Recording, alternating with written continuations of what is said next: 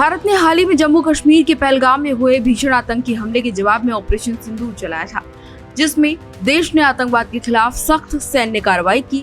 इसके तुरंत बाद भारत ने कूटनीतिक स्तर पर भी एक बड़ा कदम उठाया और पाकिस्तान की आतंकी भूमिका को उजागर करते हुए दुनिया भर में विशेष प्रतिनिधिमंडल भेजा गया है।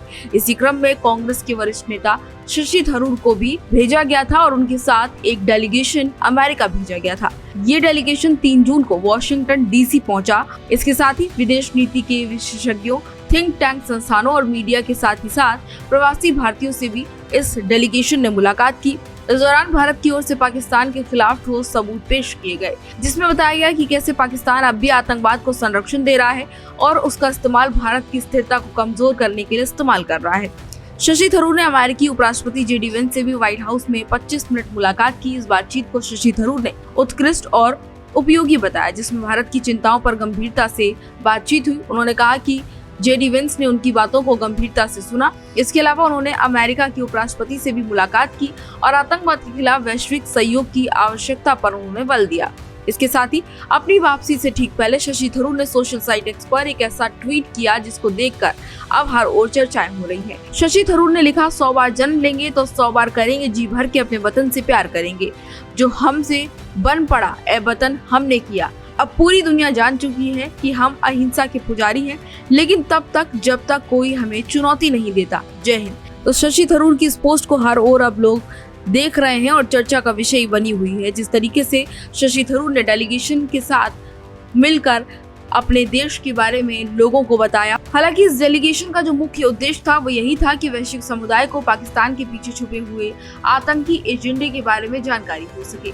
यही वजह थी कि भारत की तरफ से डेलीगेशन 7 सदस्यीय वैश्विक कूटनीति का एक बड़ा हिस्सा था, जिसमें ऑपरेशन सिंदूर के बाद 33 विभिन्न देशों की राजधानियों में इस डेलीगेशन को भेजा गया था और उद्देश्य आतंकवाद को लेकर पाकिस्तान का असली चेहरा सबके सामने लाना था। सभी प्रतिनिधिमंडलों की ये जिम्मेदारी थी कि सभी अपने अपने क्षेत्रों में और राजनीतिक और इसके साथ ही साथ मीडिया स्तर पर पाकिस्तान के खिलाफ भारत के पक्ष को मजबूती से रखें।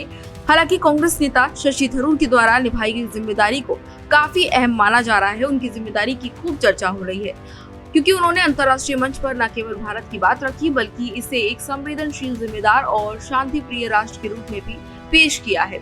अमेरिकी थिंक टैंक और सांसदों के सामने भारत के पक्ष को गंभीरता से रखा गया और भारत की गंभीरता को सुना भी गया। भविष्य में सहयोग का आश्वासन भी दिया गया। बता दें कि डेलीगेशन की अमेरिका यात्रा को भारत की विदेश नीति के लिहाज से एक बड़ी सफलता माना जा रहा है, जहां आतंकवाद जैसे मुद्दों पर अंतर्राष्ट्रीय समर्थन जुटाना आवश्यक हो गया है।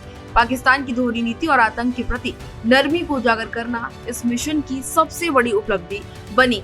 भारत अब दुनिया को ये साफ तौर पर दिखा चुका है कि वह शांति चाहता है, लेकिन अपनी सुरक्षा के लिए कोई समझौता भारत नहीं करेगा।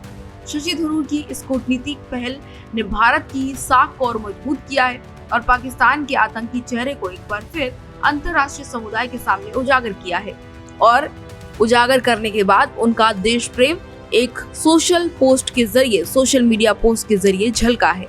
आप इस पूरी खबर को किस तरीके से देखते हैं? अपनी राय हमें जरूर बताएं। इसी तरह की तमाम और जानकारियों के लिए देखते रहिए भारत एक्सप्रेस।